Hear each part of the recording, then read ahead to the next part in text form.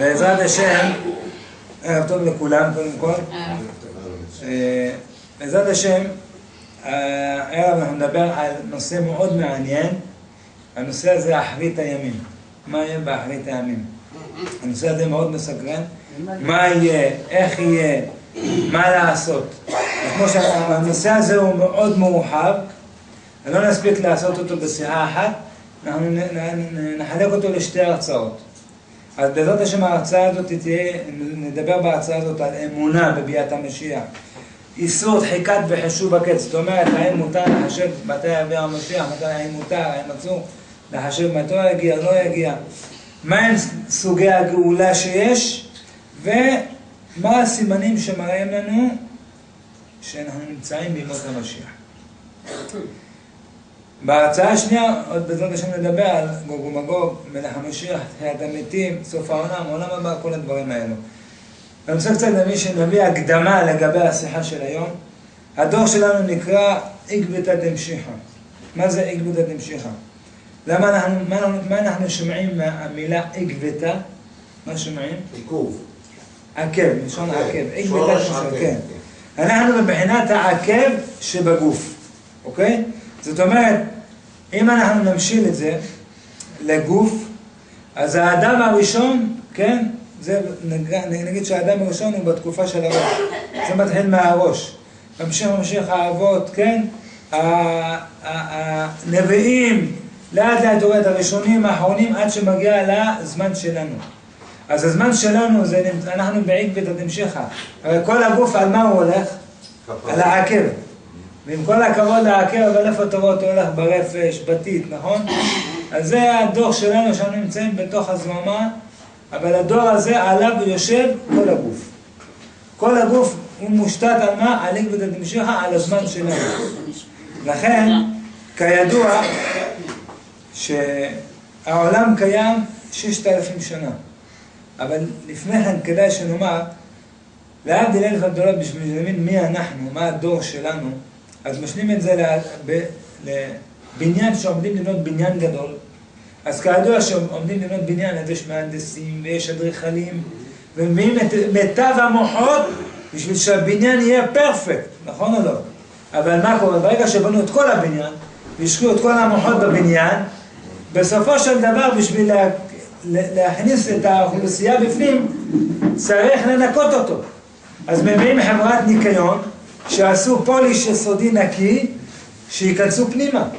בלי ניקיון סופי, עם כל הכבוד לאדריכל ולמהנדס ולקבלן, לא שווה כלום, בלי זה שבסוף עושה את הניקיון. זה בדיוק לגבינו.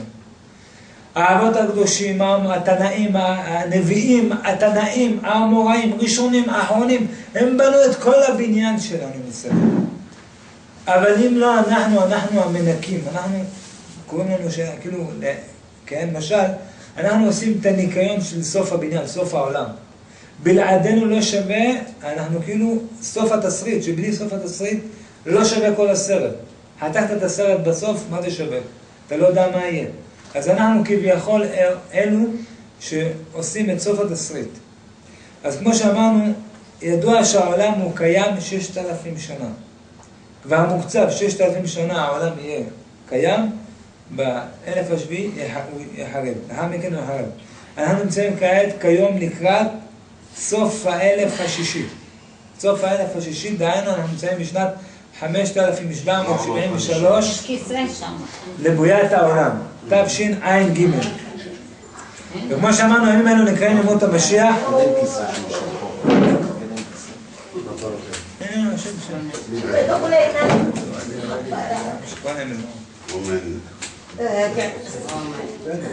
אז הימים האלו אנחנו נמצאים בהם כדי לברר את הבירור האחרון, מי יזכה להידבק בקדוש ברוך הוא ולעבור את כל הניסיונות. אנחנו נסביר מה העניין של ניסיונות, נסביר את הכל בעזרת השם. כל גדולי הדור שעברו וגדולי הדור של ימינו אמרו וכתבו שאנחנו הדור שנחשב בימות המשיח. אנחנו הדור של עקבתא דמשיחא. אז כדאי לדעת שכל המאורעות שקרו ויקרו, כמו שאמרנו, זה כדי לברר ולעשות בדיקה מי יזכה לימות המשיח, מי יזכה לחיית אמיתי, מי יזכה לעולם הבא. אז בשביל רק לסבר את האוזן, על מה כל העניין פה, מה קורה פה? אז אני רוצה להבהיר. אנחנו רואים בתקופה, בשנים האחרונות, מלחמות, פיגועים, אתה רואה מלחמות של דת בין האסלאם לנצרות, בכל העולם. בלאדן, בכל שונאיו, בכל השונאים מחשמם. וגם בין היהדות. איך? גם בין היהדות, הם נלחמים איתנו עליו. נכון, אבל אתה רואה את העניין של מלחמת הדת עכשיו בתקופה האחרונה, היא כזאת תוססת חבל על הזמן. אז צריך להבין שאתה שומע, יהיה פה אטום ושם יהיה מלחמה וישראל ואיראן וכו' וכו' וכו'. מסופר על הרב שבדרון, הוא נפטר, לא יודע, לפני כמה שנים הוא נפטר, הוא היה אחד המגידים, כאילו המגידי שיעור הגדולים בעולם התורה. והרב שלו היה רבי יחזקאל לוינשטיין, הוא היה ראש ישיבת מיר בתקופת מלחמת העולם השנייה. אז הרב שבדרון מספר שהרב יחזקאל לוינשטיין סיפר להם על החפץ חיים, שהוא שמע באוזניו, הוא היה תלמיד של החפץ חיים. שהחפץ חיים אמר להם שמלחמת העולם הראשונה היא תהיה כאין וכאפס לעומת מלחמת העולם השנייה. אז הרב שבדרון, שהוא שמע את זה מהרב יחזקאל לוינשטיין, אמר לו, כבוד הרב, אני יכול להגיד משהו? הוא אמר לו, כן. למה הרב מפחיד? כאילו, עברתי מלחמת העולם הראשונה, למה כאילו, מה העניין פה להפחיד, הפוך, לחזק? אמר לו הרב יחזקאל לוינשטיין, אתה לא יודע על מה אני מדבר בכלל. אתה חושב שאני מדבר על יריות, על טנקים, על כל הדברים האלו? הוא אומר לו הרב, שתדע לך שמה שאני התכוונתי זה מבחינה מלחמה רוחנית. מלחמת העולם הראשונה מבחינה רוחנית פגעה בעולם היהדות ממש חזק. אבל מה שיקרה במלחמת העולם השנייה, איך זה יפגע ברוחניות של עולם התורה של היהדות, זה יהיה, מלחמת העולם הראשונה תהיה כאין וכאפס. אנשים פשוט יפלו מבחינה רוחנית חבל על הזמן. אז כל מה שאתה רואה, רובים וטנקים, אומר לו הרב זה כן, הסתר פנים, כאילו זה המלחמה. אבל המלחמה האמיתית היא רוחנית. אז אם זה הכי מסוכן. ודאי. אז זה כן, הסתר פנים, שתבינו, כל הטילים וכל האטומים, זה קפצונים. רבותיי, זה קפצונים. כל המציאות של המלחמות לעתיד לבוא, כל זה הברור מי יישאר מבחינה רוחנית, מי יתפוס בחמד של הקדוש ברוך הוא. זה המשימה של העתיד לבוא, זה עקבתא דמשיחא.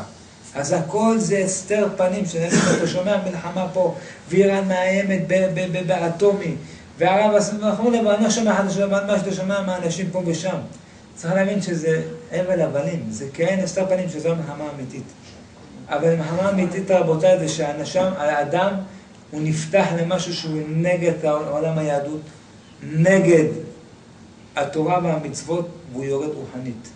וכשיגיע המשיח יש כרטיס, שיש קריטריון מי מוכן לקבל את מלך המשיח. אם הוא לא עומד בקריטריון, הוא הולך לאבדון. אז אני לא בא להפחיד חס וחלילה, כי כמו שאדם מגיע לרופא, אז ודאי שתסכימו איתי שהוא ירצה שיגיד לו את הקלפים על השולחן, כי הוא רוצה לטפל בו, אני רוצה טיפול. אני לא רוצה למות על שולחן הניתוח, אני לא רוצה למות בלי ידיעה, אני רוצה לטפל בעצמי. כל עוד הנר דולק, אפשר לתקן. תגיד לי, כל המצב שלי הבריאותי הוא טוב, תגיד לי מה אני יכול לעשות.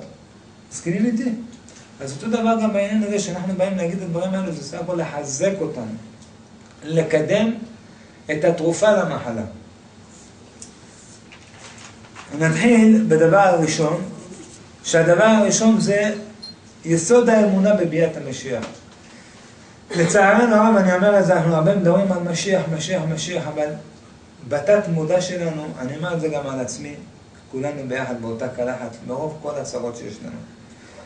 אחד מי"ג העיקרי האמונה, להאמין בביאת המשיח, כמו שאנחנו אומרים בכל יום, אני מאמין באמונה שלמה, בביאת המשיח, ואף על פי שיתמהמה, עם כל זה, אחכה לו בכל יום שיבוא. זאת אומרת, כותב הרמב"ם הקדוש לפני 800-900 שנה, הלכה ברמב"ם, שמי שאינו מאמין, או מפקפק בביאתו של המשיח, שאין דבר כזה משיח, הוא יצא מן הכלל, כותב הרמב"ם, יצא מן הכלל. וכפר בעיקר ונקרא מין ואפיקורוס, ומצווה לשונאו ולעבדו, ועליו נאמר משנאיך השם אשנא. אז אני אומר שהייתי נער, לצערנו הרבה איזה זמר, אני לא יודע קוראים לו, חנוך, שהוא שר את השיר, משיח גם לא מטלפן, קוראים לו? שלום. שלום חנוך, השם יעזור אותו בתשובה. אבל זה אפיקורס אותו, רחמנא ליצלן.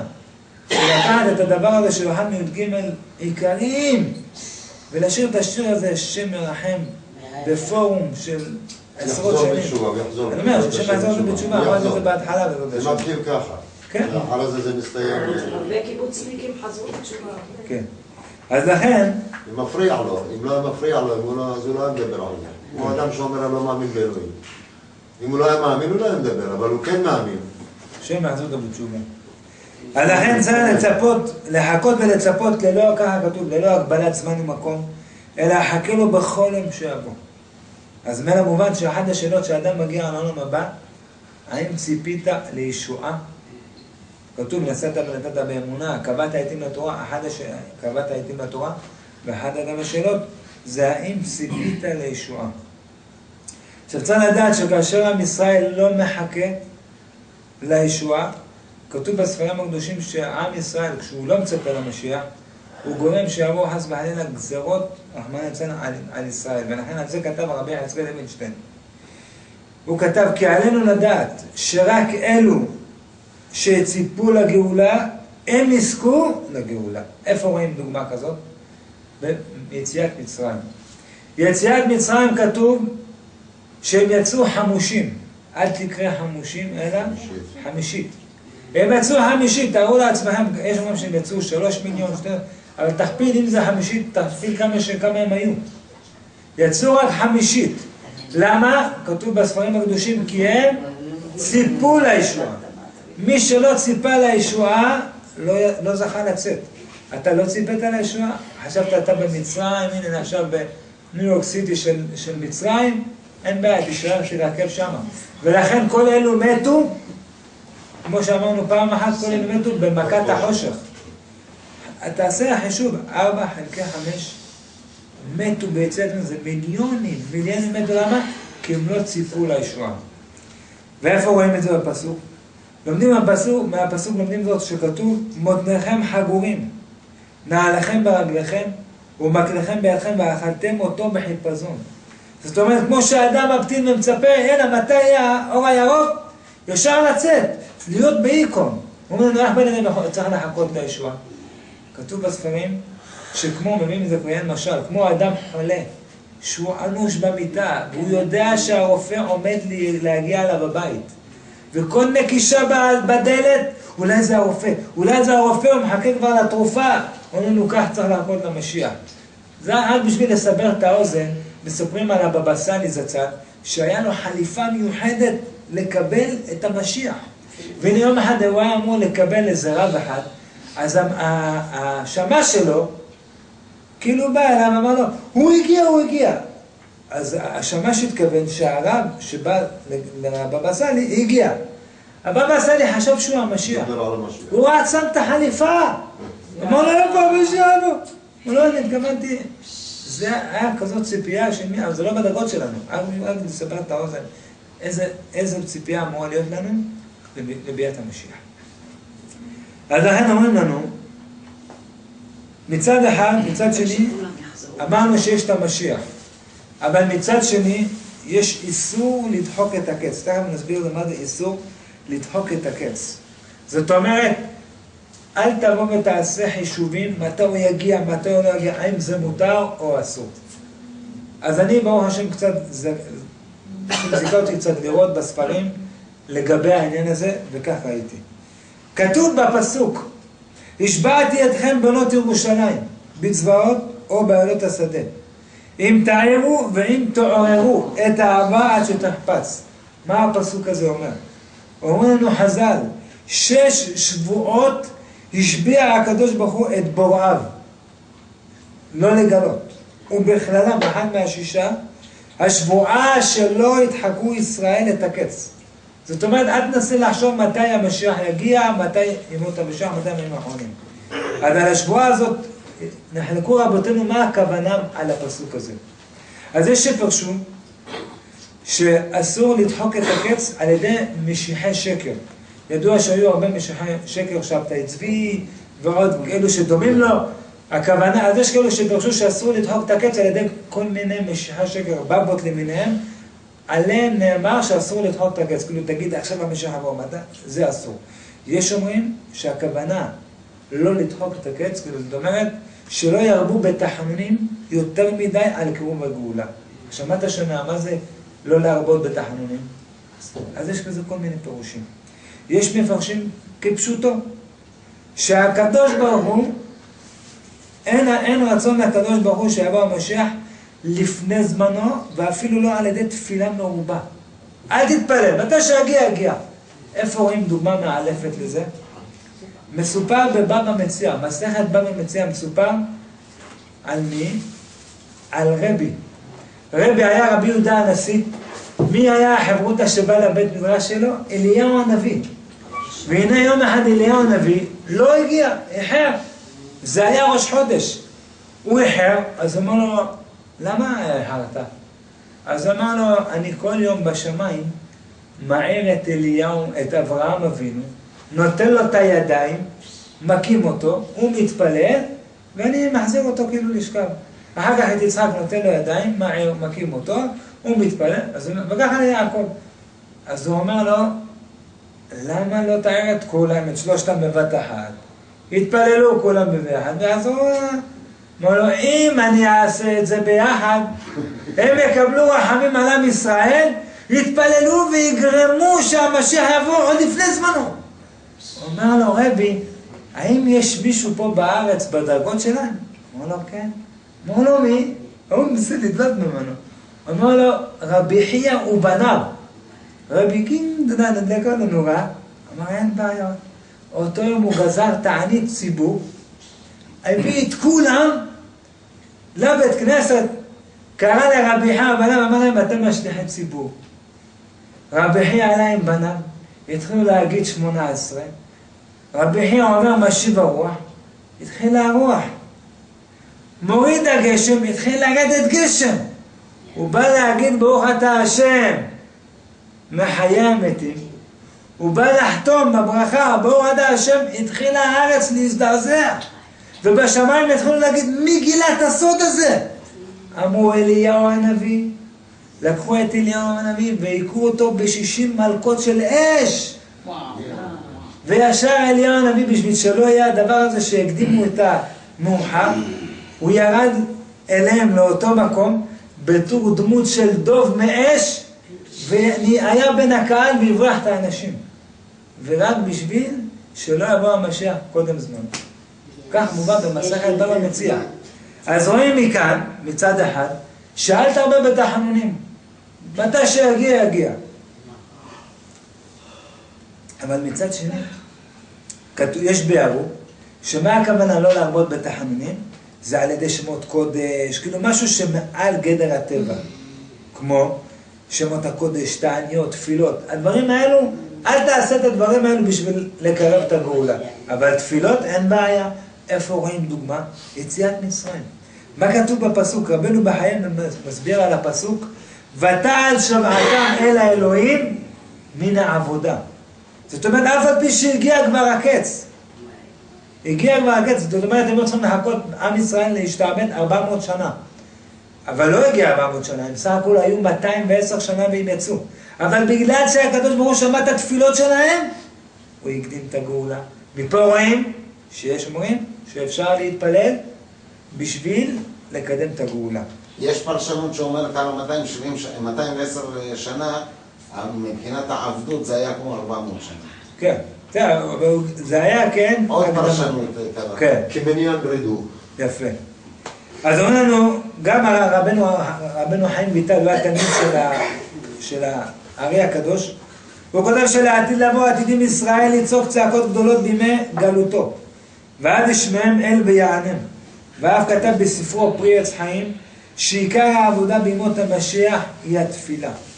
ואף החפץ חיים ביאר, שהדבר שיקרב את הגאולה הזו היא תפילה, כמו בגאולת מצרים, אלא שלא מספיק שנבקש על הגאולה, כמו שאנחנו עושים בתפילת 18 3 פעמים, אלא צריך לתבוע את הגאולה מהקדוש ברוך הוא ממש, כמו אומר שכיר יום, שמבקש מהמעסיק שלו, מהבוס שלו, את המשכורת. הוא מקבל כל יום, נגיד למשל, אנחנו מקבלים את זה פעם בחודש, אבל אחד, שהוא פעם היה תדירות שהאדם עובד, מקבל את היומית.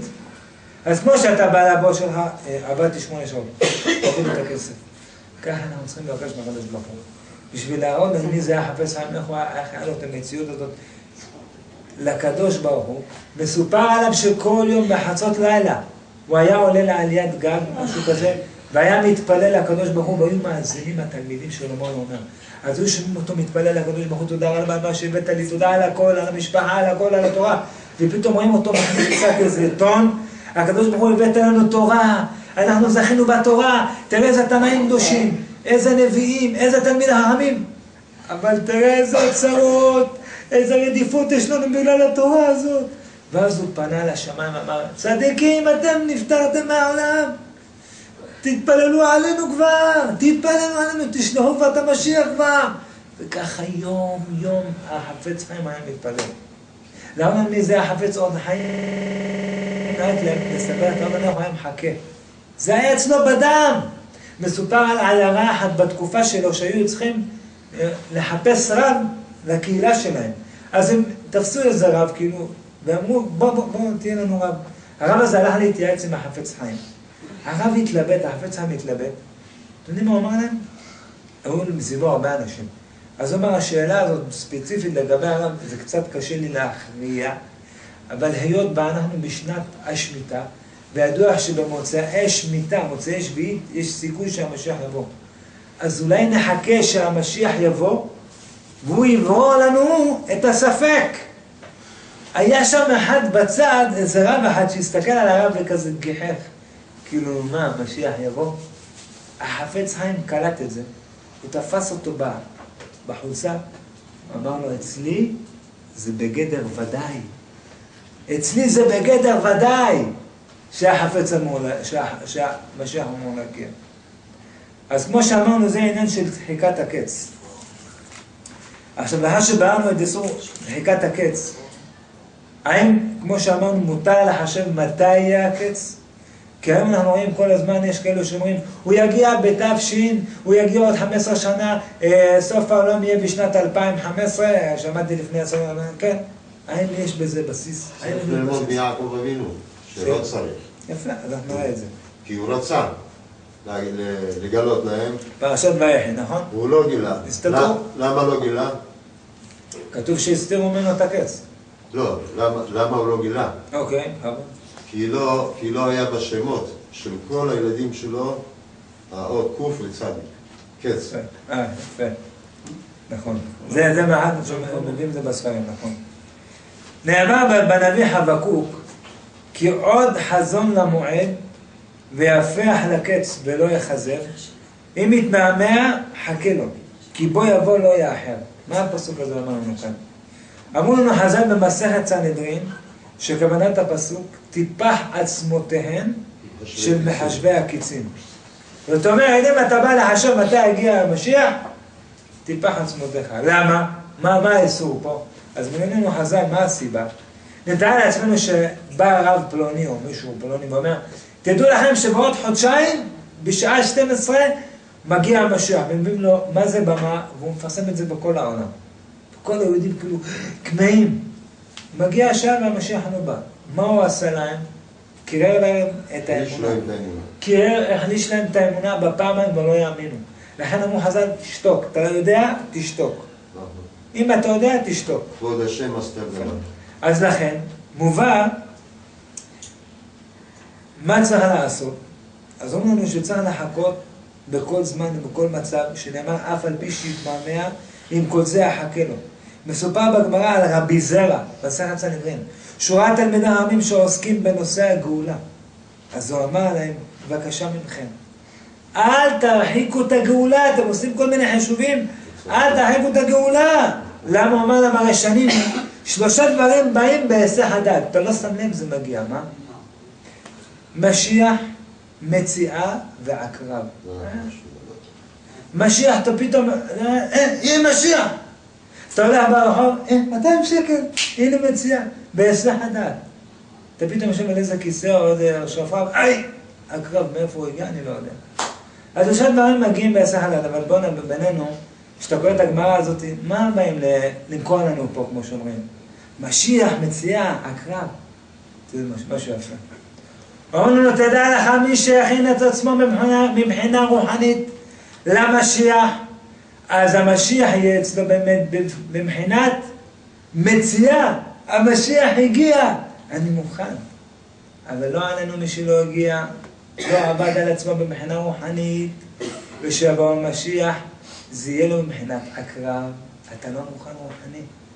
אז זה עקיצה מאוד חזקה, לאחד שהוא לא מוכן. כי המשיח מכבד, כמו שאמרנו, יש קריטריונים לקבלת המשיח. אז לאותם אלה שלא הכנו את עצמם, זה מבחינת עקרב. אז ממנו באים לרמוז לנו, כמו שאמרנו, באיסור הזה יש 3 דעות עיקריות לעניין החישוב הקץ. אני מביא כמה דעות פה בראשונים, מה אמרו לגבי החישובים. אז יש כאלו שאמרו, אברבנאל למשל, הוא סובר שהאיסור בחישוב הקץ הוא על ידי הצטגננות, כמו חוזים בכוכבים וכל מה שקשור לזה. כן.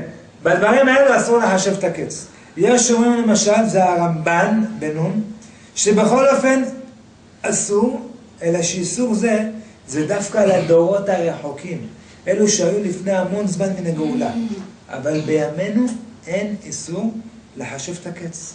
המגיד מדובנה, היה לפני 250 שנה, הוא הביא משל בשביל לסבר את האוזן לסברה של הרמב"ן. הוא אומר, משל לאבא ובן שנסעו לחתונה. הם עלו לעגלה של העגלון, ומתחילים לנסוע. עכשיו, רק התחילו את הנסיעה, אז הבן שואל את האבא, אבא, מתי מגיעים? אז אבא אמר לו, שתהיה בריא, רק התחלנו לנסוע, מה אתה כבר שואל שאלות? עובר תקופה של זמן, ואז האבא שואל את העגלון, תגיד, מתי מגיעים? אז הבן אומר לאבא, אבא, סליחה, כל הכבוד, אתה אמרת לי לא לשאול, למה אתה שואל? אמר לאבא, השם ישמור אותך בני, אתה צודק בשאלה שלך, אבל אני אסביר לך. אתה שאלת שהיינו רבע שעה שיצאנו מהעיירה שלנו. הנסיעה היא 5 שעות בכרכרה הזאת. זה לא רכב. עכשיו אנחנו מגיעים, אני יודע שאנחנו אוטוטו מגיעים, צריכים להכין את הבגדים. אז אני שואל את העגלון, מתי מגיעים, שנהיה מוכנים לחתונה. הוא אומר, המגיד בדובנה זה בדיוק אותו דבר. בדורות האחרונים הם ידעו שהם רחוקים, הנביאים והראשונים, ואתם ידעו שיש עוד הרבה זמן לגאולה. ממנו הם לא שאלו שאלות, אז לא עניין פה שהם יחשבו את הקץ, הרי זה רחוק מהם. אבל העניין שאנחנו אוטוטו קרובים, פה יש עניין שאפשר לחשב את הקץ. אבל הרמב"ם למשל, רבי משה בן מימון, הוא סבר שבכל אופן אסור לחשב את הקץ עד שיבוא הגואל. אז ממילא, אז איך באמת יש אומרים מותר אסור? תחליט, או מותר או אסור. אבל מה הטעם בינינו? בשביל מה? להתעסק בדבר, אומרים מה מעליך, מה מאחוריך, בשביל מה להתעסק בכזה דבר? אפילו דניאל רמז שם חתם בספר שלו, אשרי המחכה לימים 1000 הוא כבר שם אמר, מי שיכול להבין את מה שהוא אמר באופן אישי, תנוח עליו הרוח, אז הוא ידע על מה הוא מתכוון. מעבר לזה אין מה לעשות. אז לכן אתה צודק, לכן אנחנו פה בשביל להבהיר שיהיו לנו את הכלים, כי אנחנו הרבה ניזונים מבחוץ. נכון. אז אנחנו פה מביאים את הכלים בשביל לדעת מה כן ומה לא. אמרו רבותינו במסכת סנהדרין, סימנים, זה מותר. יפה, אז נגיד את זה בהמשך. לחשב לא צריך. אז הנה, אתה רואה שיש כאלו שאומרים שמותר. אני לא בדעה שלי. בסדר, אין בעיה, זה זכותך. לא שולל את מה שהם אומרים. זה זכותך, זה הראשונים, הם לא יכולים להחלוק עליהם. הראשונים יעקב. אנחנו לפי הרמב"ם. הראשונים אמרו כל מי שמחשב כמו שאמרת לפני. יפה, אבל יש לזה... רבי יעקב, אז איך זה מסתדר? זה פשט הגמרא. על פשט הגמרא יש מפרשים ראשונים שאנחנו לא מגיעים לקצה קציהם. אבל האבא שלנו ראה שאנחנו לא רואים. יעקב אבינו ראה שהילדים שלו, בגלל שלא היה להם האותיות קוף צדיק, ראה שהם לא רואים. אם לא, הוא היה... אז עכשיו אנחנו הבהרנו. וצדיק הוא המגלה. אז עכשיו אנחנו הבהרנו שאנחנו לפי המשל, שאנחנו קרובים. מה שמדובר זה לדור. סימנים. אי שם, אנחנו יכולים. החוצפה תגדל, אז נו, כן, נגיע לזה. לכן המהר"ל מפראג, הוא מסביר למה יש אוסרים ויש מתירים. הוא כותב דבר כזה. מה שאמרנו שזה בוודאי אסור, זה אלו שאומרים, הוא יגיע בתקופה מסוימת עם חתימה. על אלו טיפח הוראה שתצא. אבל אלו למשל שאומרים, יש זמן מסוגל, שהוא יגיע בזמן מסוים, זה מותר. למשל, אם אתם זוכרים, בשנת תש"ס, תש"ס, אתם זוכרים שזה היה, אמרו, יבוא המשיח, שנה מסוגלת. תש"מ, תהיה שנת משיח, כשחזרתי אוקיי, אני זוכר תש"ס, אבל למשל דוגמה בתש"ס, אני זוכר שזה היה הדבר הזה. אז יכול להיות שהדור לא היה ראוי, נכון, למשיח. אבל זה היה יכול להיות באמת זמן שמסוגל, אוקיי? עכשיו, מה הם סוגי הגאולה? כדי לדעת מה הם שני סוגי הגאולה. אז כתוב בפסוק, אני אדוני בעיתה אחישנה. מה זה בעיתה אחישנה? אז יש כאילו סתירה, יש או בעיתה, לא כמובן בעיתה ברגל, בעיתה גם בזמנה. בעיתה ואחישנה. אז אומרנו שהכוונה היא כזאת. יש שני אפשרויות לגאולה. אם זכו, אחישנה. זאת אומרת, אם עם ישראל יבחר לחזור בתשובה, מאהבה, מרצונו החופשי, הם יזכו שהקדוש ברוך הוא יקדם להם את הגאולה עוד לפני הזמן. זה נקרא אחישנה. וזה בתנאי, היום, אם בקולו, תשמע. מסופר בגמרא, זה לא סיפור, על רבי יהושע בן לוי, שהוא פגש את אליהו הנביא. אז הוא אמר לו, תגיד לי, מה עם המשיח? מתי הוא יבוא? אז הוא אמר לו, לך לשער, לך לכניסה לעיר, יש שם שער, תפגוש אותו שמה. אמר לו, מה אתה רציני? אמר לו, כן. הוא הלך. הוא ראה שמה, הוא אמר לו, איך הוא נראה? אז הוא אמר לו, הוא בדמות עניים. אז כתוב שהוא הגיע לשם, הוא רואה את כל העניים, הם היו עניים כאילו עם מחלה של בעור וכל זה. אז צרעת, אז הם היו מורידים כאילו את התחבושות, הם היו מורידים את כל התחבושות, כאילו תחבושת, מנקים את המוגלה, סליחה מכבודכם, ומחזרים. עוד פצע, מחזרים, עוד פצע. אבל המשיח כתוב שהוא היה מוריד את כל התחבושות ומחזר בבת אחת. למה? אומרים כי הוא פחד שאם הוא יוריד תחבושת אחת, ובדיוק יקראו לו שיבוא יגאל את עם ישראל, אז שזה לא יעכב אותו. אז הוא עושה את הכל בבת אחת והכל בבת אחת להחזיר, שלא יהיה התמהמהות של שנייה, לא לפספס בשביל לגאול את עם ישראל. אז בא אליו רבי יהושע בן לוי, אמר לו, מה קורה? משיח, מתי אתה בא לגאול אותנו? אמר לו, היום. וואו, רבי יהושע בן לוי סבא, מה זה מבסוט, היום. הוא מחכה, נגמר היום, הוא לא בא. הוא פוגש למחרת את אליהו הנביא. הוא אומר לו, בוא נענה את האמת, פגשתי את המשיח. הוא שיקר לי. הוא אמר, הוא שיקר לי, הוא אמר, למה? הוא אמר לי, הוא יבוא אתמול, הוא אמר, הוא יבוא היום, הוא לא בא. הוא אומר, אתה יודע מה הכוונה היום? היום אם בגלות תשמעו. היום אם לא תשמעו, למה הוא יבוא? היום אם בגלות תשמעו. אז ממילא, זה העניין של אחישנה. אבל אם לא זכו, העניין של האחישנה, זה נקרא לגאולה של קץ הנגלה. אבל לא זכו בעיתה, הכוונה בזמנה. יש זמן שעם ישראל, זאת אומרת, אם עם ישראל יישאר אדיש, והם לא יזכו לחזור בתשובה מאהבה, כתוב שהגאולה תהיה בזמן שהקדוש ברוך הוא ייעד לה. לא יודעים מתי זה יהיה. לכן זה נחשב קץ הנסתר. ועל זה כתוב, כעברים נגשש באפלה, ואין לדע קץ הגאולה. אז בעניין הזה של בעיתה אחישנה, יש מחלוקת עצומה בגמרא בין רבי אליעזר לרבי יהושע. על מה המחלוקת? אם עם ישראל יעשו תשובה, אז ממילא הם יגאלו. אבל אם לא יעשו תשובה, מה יהיה איתם? אז רבי אליעזר אמר כפשוטו, אם לא יעשו תשובה, הלך עליהם פייפן, כמו שאומרים. זהו, נכחדו. אם לא יעשו תשובה, יגאלו, לא יעשו תשובה, זהו, עם ישראל נכחד. רבי יהושע אמר, לא נכון. אם הם יעשו תשובה, באמת, הקודם אמרו, כמו שאמרנו בזמנה, אבל אם לא יעשו תשובה, אומר רבי יהושע, הקדוש ברוך הוא יעמיד להם מלך מאומות העולם, שגזרותיו קשות כאמן, וישראל בגלל הפחד מאותו רשע, עושים תשובה, ומחזירן למוטב, וכיוון שחוזרים למוטב, נגאלים. אז מה זה כהמן? למה כהמן? ידוע כשהמן בא לאחשוורוש, אמר לו, תשמע, אני רוצה לעשות פה עסקת חליפין, כמו שאמרנו, הפתרון הסופי. תן לי את הטבעת שלך, הרי צריך טבעת חתימה, פעם הייתה חתימה בטבעת. תן לי את הטבעת, אני חותם על כל הדפים, על כל המסמכים, אני הורג את כל היהודים בכל העולם ביום אחד. אז אומרים על זה, גדולה הסרת הטבעת, יותר מ-48 נביאים. מה שהנביאים ניסו להחזיר את עם ישראל בתשובה עם כל הנבואה שלהם, לא הצליחו. מהפג'יה, כמו שאומרים שהמן קיבל את הטבעת, עם ישראל... בחרו 3 ימים. כן, נכון. אבל את זה עברנו, זה לא לעתיד, זה כבר היה, זה עובד. אז לכן נפסק כמו רבי יהושע. זה עבר, סליחה.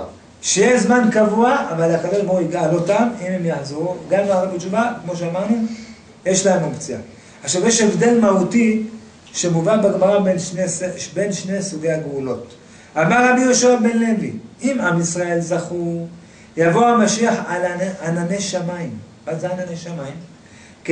הוא בא לרמז שהגאולה תהיה באופן מהיר, בהנהגה על טבעית שיהיה אז בעולם.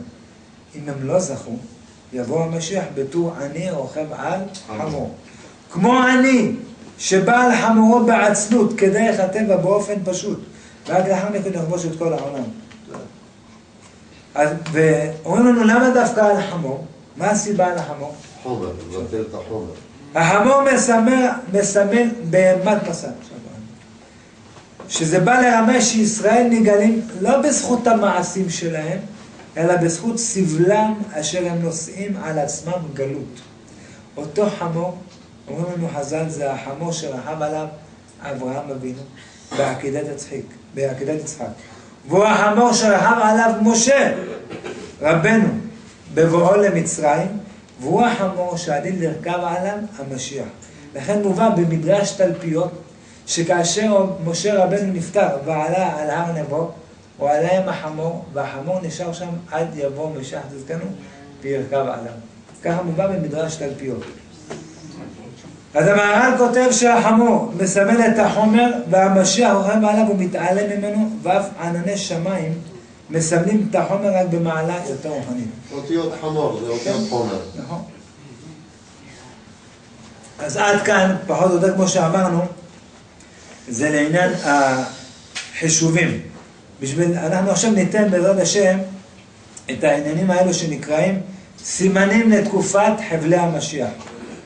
זאת אומרת, הביאור האחרון, לתת רק הקדמה, אני רוצה חייב להגיד לך משהו מאוד יפה. אבל יש גם דעה שאמרה, יבוא בדור, או זכאים או חייבים. כן, הוא נגיע רבנו יעקב לכל זה, בסדר? כתב אור החיים הקדוש. שחתמת את לא, לא, לא. מה המהות מלחמת, אולי זה קצת ביטוי הקדמה, אבל זה היה שהותרת יותר להקדמה, רק אני לא רציתי לפספס את זה. חבר. כתב אור החיים הקדוש, שבסוף הימים יתנסו עם ישראל והתמודדו עם שער ה-50 של הטומאה, להוציא בלעם מפיהם. זאת אומרת, כשעם ישראל, אני אתן לזה קצת, אומרים, זה משהו כמו קבליסטי, או לא יודע מה, אבל משהו קצת גבוה. כשעם ישראל ירד למצרים, הם היו צריכים לתקן את מצרים מהזוהמה. הם היו שליחים, נגיד את זה בלשון קצת מובנת. אבל הם פספסו את המטרה והם עצמם נטמעו בתוך מצרים. הם נסו לממתת שערי טומאה. אם הם היו מגיעים לשער הנון, זאת אומרת שער ה-50, הם היו פשוט נופלים. היה חייב התעלות מלמעלה, קוראים לזה התעלות דלעילה, התעוררות מהקדוש ברוך הוא חייב להתערב בשביל לגאול אותם. אבל לעתיד לבוא, כתוב שעם ישראל ייכנס לשער הנון, לשער הטומאה. אני יכול להגיד לכם מה דעת הרבנים היום, שהם מדברים על שער הטומאה, איך זה היום משתמע. אולי זה יישמע קצת מוזר, אבל זה אמת לאמיתה, מי שרוצה יקבל, מי שלא רוצה לא יקבל. אבל שער הנון זה שער הטומאה. והיום לא יהיה, בזמן הזה לא יהיה התעוררות מהקדוש ברוך הוא. למה? כי העם ישראל ברגע שהוא קיבל את התורה, זה הקרש הקפיצה היחיד שיכול להיות נגד מול שער הנון. מה שלא היה, בתקופה של עם ישראל במצרים. הם הרי נכנסו לשער מ"ט ולא היה להם תורה, אז זה לא היה קרש ההגנה, אבל ברגע שקיבלו את התורה, אתה עכשיו תתמודד. זה הביטוח היחיד נגד שער ארנון. רבותיי, אני יכול להגיד לכם, כואב לי להגיד את זה, אולי שמע קצת מוזר, אבל שער הטומאה של היום זה הטכנולוגיה. עכשיו, כשאני אומר, כל מה שאני אומר להגיד, זה כשמשתמשים בזה לרעה. קרי, אינטרנט, סרטים, טלוויזיה, כל הדברים שיש בהם עריות, טומאה, כל הדברים האלו לצערנו הרב, הם יכולים באייפון, כל הדברים, בלחיצת כפתור, אתה יכול לקחת בן אדם שתסכימו איתי שאנשים במשך אלפי דורות, הם לא יכלו לראות בעיניים שלהם מה שאתה יכול לראות בלחיצת כפתור. אתה יורד לשער הטומאה בן רגע אחד, מה שאבא שלך וסבא שלך ואבא של סבא שלך לא חשבו בחיים לראות. זה שער ארנון רבותיי. זה שער הטומאה. ולכן מה שיכול להציל את הבן אדם זה רק התורה הקדושה. וזה מה שכותב אור החיים הקדוש. שבסוף הימים, סוף הימים התנסו עם ישראל והתמודדו עם שער ה-50 של הטומאה, כלומר להוציא את הנשמות וניצוצות הקודש שנבלעו ונשקעו במעמקי תהום של הטומאה. שלקחתם להביא לעצמו, זה קצת לשון קשה וננסה לבאר את זה. וכיוון שבזה תלויה גאולתנו, מצד אחד בחיסולם, מאידך, לתלות את כל הנשמות. זאת אומרת, זה כעיקרון הנקודה אני אומר את זה פה גם בשבילי, גם בשביל כולנו, הציבור היקר, להכניס לנו איפה אנחנו נמצאים. זה שער הטומאה. שער ארנון, מה שאמר הרב שבדרון בשם רבי יחזקאל לוינשטיין, ששמע מהחפץ חיים, כמו שאמרנו בהקדמה, כל הרובים, כל הטנקים, כל הפצצות אטום, זה משחק ילדים, זה הסתר פנים. העיקר של המשחק פה זה מלחמת הרוחניות. זה המלחמה פה. מה אתה תישאר בחיים? לא גופני, רוחני. תישאר או לא תישאר. לכן אמר הרב, בשם ידוע מהחפץ חיים, שעיקר מהות מלחמת גוג ומגוג ועיקר סכנתה של מלחמה זו המרעידה כל הלב היא מלחמת האמונה לעומת הכפירה. בה התבררו והתלבנו רבים, והצירוף יהיה חד וברור על כל נשמה ונשמה להיבחן בבחינות קשות של אמונה ותמימות.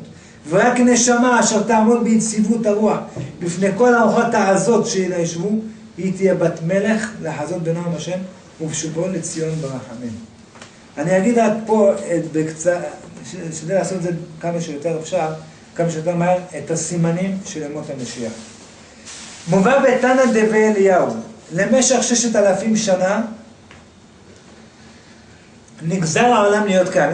אם אנחנו עושים ש6,000 שנה, זה כמו המרחק הזה, מפה לפה. אומרים לנו בתנא דבי אליהו, שה6,000 שנה מחולקים לשלושה חלקים. 2,000 ראשונה תוהו, 2,000 שניים זה תורה, ו2,000 האחרונים זה ביאת המשיח, ואני אבאר. מה זה 2,000 הראשונים תוהו? כלומר, 2,000 הראשונים היו ללא תורה. 2,000 השניים הם תורה, יהיה בהם תורה. איפה רואים את זה? אומרים לנו שבאותו זמן היה אברהם בשנת בדיוק 2,000 לבריאת העולם, בדיוק בשנת 2,000, אברהם אבינו היה בגיל 52, ואומרים לנו שהוא היה בדיוק באותו זמן, הוא התחיל להפיץ את התורה בעולם. אברהם אבינו בגיל 52. ומסורת בידינו שאז הוא התחיל להפיץ את האמונה בהשם, ולהשפיע על האנשים שהלכו בדרך התורה. כמו שכתוב, ואת הנפש אשר עשו בחרן. רש"י ביאר ואת הנפשות אשר שעבדו לתורה בחרן. ממילא כל 2,000 האלו זה 2,000 של תורה. ו2,000 האחרונות הם 2,000 שנה לימות המשיח. אנחנו נמצאים כמו שאמרנו בשנת תשע"ג 5,772. תוריד 6,000 שנה, כמה נשאר לך סך הכל? 227 שנים. שבדברים, בשנים האלו אמור להיות משיח, תחיית המתים, כל הדברים האלו לסוף העולם. זה יכול להיות מחר, זה יכול להיות מחרתיים. אי אפשר לדעת מתי זה. לכן דברי האמוראים, מה אמרו בגמרא, מה אמרו האמוראים על תקופת של משיח צדקנו? אולה ורבא, היו האמוראים קדושים, אמרו ייתה ולא יחמינה. מה זה ייתה ולא יחמינה? אני הייתי, כן. יהי רצון שיבוא המשיח, אבל הלוואי ולא נראה אותו. שלא נהיה בזמן הזה. הם אמרו האמוראים הקדושים, למה? כי הם אמרו מרוב הצרות והפחדים והניסיונות הרוחניים שיהיו בזמן הזה, אנחנו מעדיפים לא להיות שם. ולכן אנחנו מתפללים ותחזינה עינינו בשובך לציון ברחמים. ברחמים, שהבואו של המשיח יהיה ברחמים ולא מתוך צרות גדולות. אז שאלו את רבא, מה נעשה בשביל להינצל? אמר רבא, מה יעשה אדם להינצל מחבלו של משיח? יעסוק בתורה ובגמילות חסדים. שאתה עוסק, מה זה יעסוק מלשון עסק? שזה יהיה אצלך תדיר יום יום. תקבע עתים לתורה. כל יום את קורא תהילים, תקראי תהילים, כל יום להצלחת עם ישראל, עזוב את המשכנתה, עזוב את החובות, תתפלל גם על זה, על רפואה שלמה. אבל לא לשכוח את המשיח, שהכל יבוא ברחמים, נחזק גם את עצמי, כולנו נחשוב, כי גם אנחנו, אף אחד לא יודע מה ילד יום. אדם נפטר ואז הוא מגיע לשמיים, כמו שאמרנו אחת השאלות, ציפית לישוע, הדבר יש לך פתחון פה, ציפית לישוע, התפללתי שיבוא המשיח. אז מה הסימנים שאנחנו נדע שבן דוד בא? כל הדברים האלו, ליקטתי אותם במסכת סנהדרין, יש פרק, חלק נקרא, פרק 11 במסכת סנהדרין, שם הוא מובא את כל הסימנים שאמורים להראות לנו שזה דור של המשיח, של משיח צריך לבוא ולגאול אותנו. אמר רבי יוחנן, דור שבן דוד בא, תלמידי חכמים מתמעטים, כמו שנאמר, מפני הרעה נאסף הצדיק. למה? כלומר, לפני ביאת המשיח תקדמנה צרות רבות ורעות, ולפני כן ימותו הרבה צדיקים, בשביל שלא יסבולו את הצער מה שעומד להיות. ולכן, גם עוד סיבה, שכל זמן שהצדיקים בחיים הם הביטוח עלינו. אז הקדוש ברוך הוא מלקט אותם, אוסף אותם, שכן ויכול לא יהיה עלינו ביטוח. שנשאר. הם הביטוח שלנו, אז הוא אוסף אותם. לצערנו הרב לא מזמן, איבדנו איש קדוש עליון, הבבא אלעזר מבאר שבע. הבבא סאלי, כמו שרק דוגמה לסבר את האוזן, שמעתי בתשנ"ד, הבבא סאלי נפטר, ושמעתי כך שהוא בזמן, כמה זמן לפני פטירתו, הוא הצביע על 7 רבנים, והוא אמר להם, הם יבואו כפרה איתי, לא יודעים על מה הוא דיבר. אמרו לו, הרב, איך אתה אומר את זה? הוא אמר להם, אני הולך, תדעו לכם שאני אומר, אתה הולך כפרה על עם ישראל, בעוד 7 שנים יהיה דבר, גזרה עצומה על עם ישראל. לאחר 7 שנים, מלחמת המפרץ. אף אחד מעם ישראל לא נהרג. הוא הלך כפרה, הוא בעוד 7 צדיקים, כפרה על עם ישראל, שלא תצא אפילו שערה עליהם. אז כמו שאמרנו, זה דבר אחד. רבי יהודה אומר, דור שבן דוד בא, בית ועד יהיה לזנות. זאת אומרת, כל מקום שמתוועדים בו, יהיה מקום לדבר עבירה ולזנות. אתה רואה, פאבים, מועדונים, כל מקום שאתה הולך, בית ועד יהיה לזנות. הכל רק על העריות ועל זנות השם ירחם. הגליל יחרב ואנשי הגבול יסובבו מעיר לעיר ולא יחוננו. בקצרה, מה זה אנשי הגבול? אנשי הגבול, המג"בניקים, הם אמורים להיות בגבול. איפה אתה רואה אותם? בתוך טבריה, בתוך חיפה, בתוך ירושלים, בתוך תל אביב.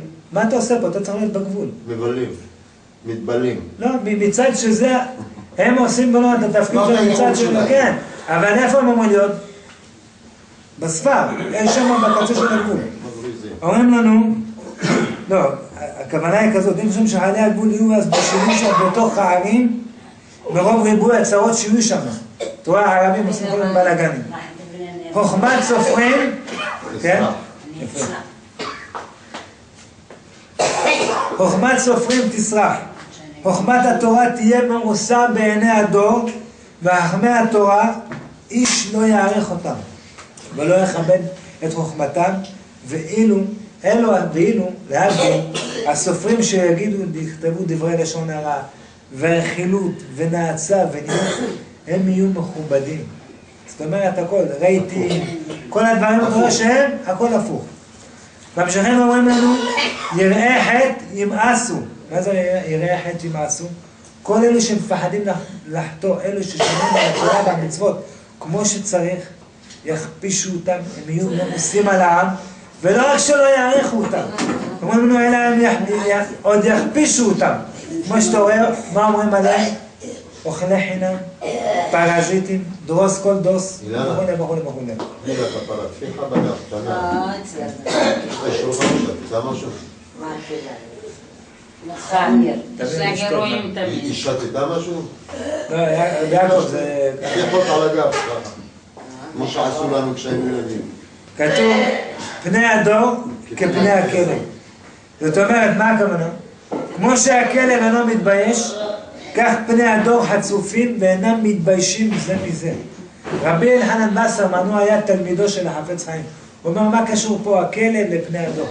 אז אם אתה תראה, הכלב, שהבן אדם הולך עם הרצועה, אז הכלב תמיד הוא הולך קדימה להראות שאני הבוס. הוא בעל הבית. אבל מה קורה? ברגע שהוא מגיע להצטלבות, אז הוא מסתכל ורואה איפה האדון הולך, האדון הולך ימינה, אז כאילו הוא ישר הולך ימינה.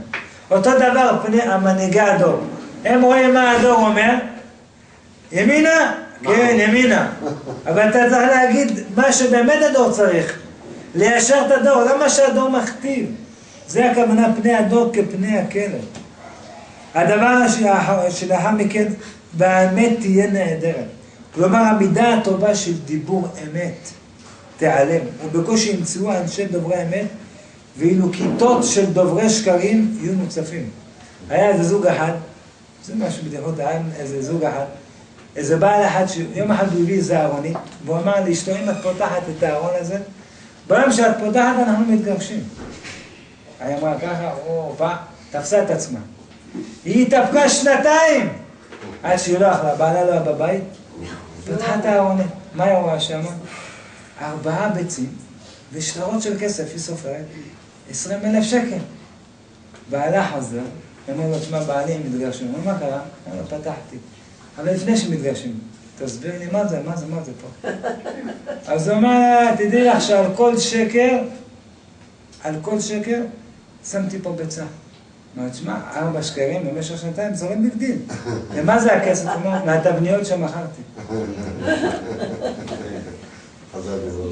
אז רבי נראה אומר, דור שבן דוד בא, נערים ילבינו פני זקנים. זאת אומרת, הוא אומר, ילביישו אותם. וזקנים יעמדו לפני נערים, בשביל לכבדם. שזה ההפך הגמור מדרך ארץ. כמו שאנחנו אומרים, העולם שייך לצעירים. כן, הייתה את הזקנה אחת, שעלתה לאוטובוס, לא היה מקום לשבת, אז בא לצעיר, אמר לו, אני יכולה לשבת? אז הוא אמר לה, גברת, אני גם קניתי כרטיס. אומר, תתבייש לך. אני בגיל שלך נתתי למבוגר לשבת.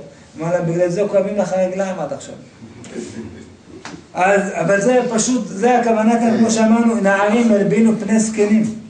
בת קמה בעמה, קלה בחמותה, כאילו האויבת שלה. ואין הבן מתבייש מאביו. כפיות טובה, שאין אבא תכין את האוטו, פול דלק. לא, זה מה שראו אותו. אני מכיר אנשים שפשוט הילדים שלהם עושים להם את המוות. תכין לי קפה, עוד יגיד לו, תביא לי קפה גם. רבי נחמיה אומר, דור שבן דוד בא, העזות תרבה. ככל שאתה יותר חוצפן, אתה יותר מקובל, אתה יותר אין. רבי אלחנן וסרמן, כמו שאמרנו, היה תלמיד של החפץ חיים, אמר, לפני 70 שנה הוא אמר את זה.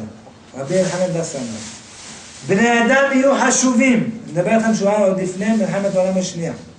בני אדם יהיו חשובים ומפורסמים על פי מידת החוצפה שבהם, וככל שהם יהיו חשופים יותר, הם יזכו יותר לתהילה וכבוד, ועל פי חוצפתם יותר יוכתר כבודם.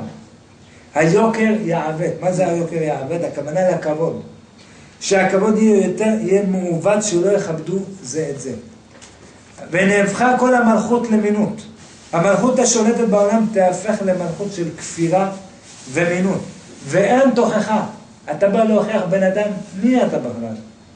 קודם כל תשפר את עצמך, אחר כך תבוא תגיד לי מי אתה. תגיד לי תשפר את עצמי.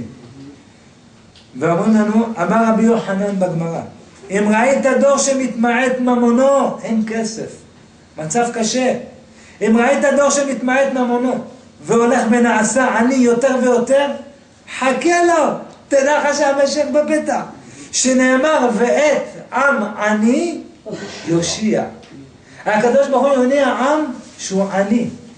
כלומר, כשתכלה פרוטה מן הכיס, והמחסור יהיו חלק בלתי נפרד מהיום יום של היהודים, תדע לך שהמשיח בפתח. לכן לא מזמן ראיתי כתבה שאומרת שקרוב ל100,000 איש הצטרפו לאחרונה לאוכלוסייה שמתחת לקו העוני. אז אם אתה רואה שזה מגיע לדבר הזה, אל תתייאש, תחזיק חזק. ואמר רבי יוחנן, אם ראית דור שצרות רבות באות עליו כנהר, חכה לו. מה זה כנהר? כלומר, כמו שהנהר, המים זורמים וזורמים בלי הפסקה בכמויות, כך יהיו הצרות במצב כזה, אל תיכנס לייאוש, הפוך. תהיה בשמחה, למה? אתה רואה אישה בהיריון. ככל שהבטן יותר גדולה, נכון? הצירים יותר כואבים, סימן שהתינוק יותר גדול. אותו דבר זה בדיוק בביאת המשיח. שהצרות, חבלי משיח יהיו יותר גדולים, הגאולה תהיה יותר גדולה. אז ההפך, לא להיכנס לצער, להתעודד מתוך זה. ואמר רבי יוחנן, אין בן דוד בא, אלא בדור שכולו זכאי, או בדור שכולו חייב. כלומר שהמשיח יבוא בזמן שהעם כולו יהיה סוער. עכשיו אי אפשר לומר שהכוונה שכולם יהיו צדיקים, כי זה ההפך מהמציאות. אתה לא יכול להגיד שכולם יהיו צדיקים, אבל גם אי אפשר להגיד שכולם יהיו רשעים. אז מה הכוונה? אומרים לנו חז"ל, כי למה אי אפשר שכולם יהיו רשעים? כשיש כבר הבטחה בנבואה, ודבריי אשר שמתי בפיך, לא ימושו מפיך, מפי זרעך, ומפי זרע זרעך אמר אדוני, מעתה ועד עולם. אז אי אפשר שכולם יהיו רשעים. אז מה הכוונה כולו זכאי או כולו חייב? אלא שתהיה קיצוניות לשני הצדדים. שהצדיקים יהיו עוד יותר צדיקים, והרשעים עוד יותר יהיו רשעים. דור ללא פרשנות. סליחה, ללא פשרנות. איך אנחנו רואים את זה פה? אתה רואה אנשים שהיו באמצע, הם לא יודעים איפה הם יהיו. אתה רואה או שהם יקצונו ונהיו שומרי תורה ומצוות לחלוטין, או להבדיל אלף הבדלות, השם מרחם לכיוון השני. שמאלה.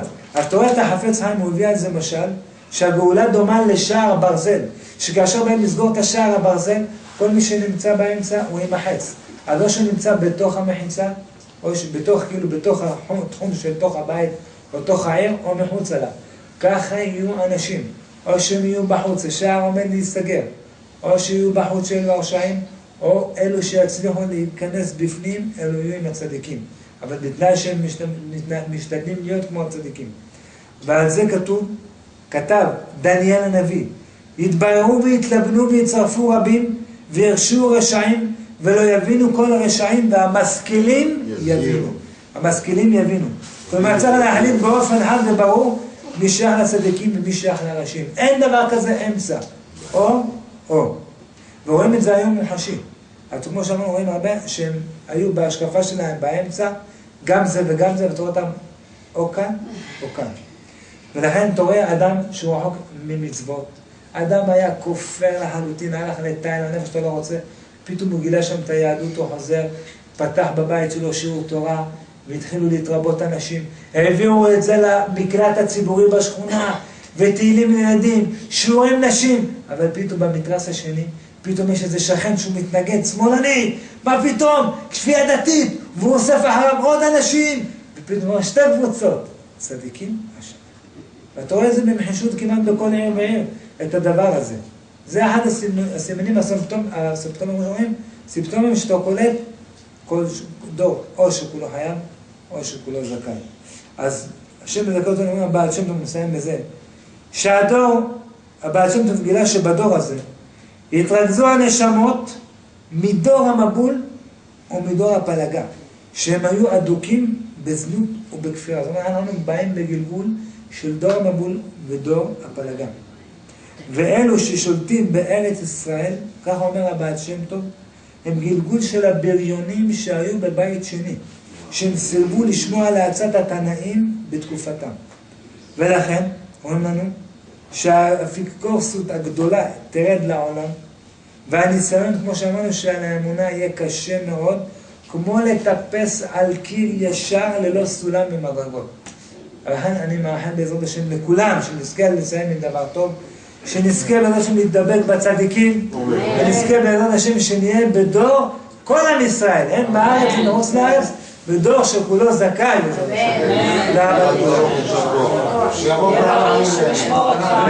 שיבוא ברחמים כי אני מפחד. לא יבוא עכשיו, בשביל מה יבוא עכשיו? יבוא עד שכולם האוניות. מתי שהוא רוצה. אמרנו, מתי שיגיע. אני לא רוצה שיבוא. אני רוצה שיבוא